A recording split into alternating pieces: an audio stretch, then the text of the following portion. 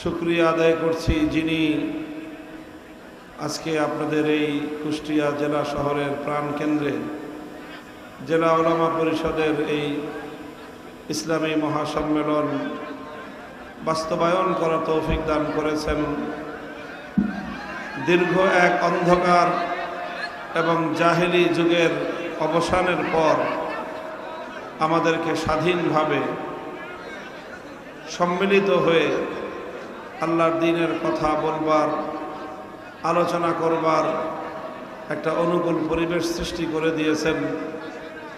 সেই রব্বে করিম, যার ক্ষমতার কাছে, যার শক্তির সামনে দুনিয়ার সকল শক্তি অতি তুচ্ছ এবং নগণ্য।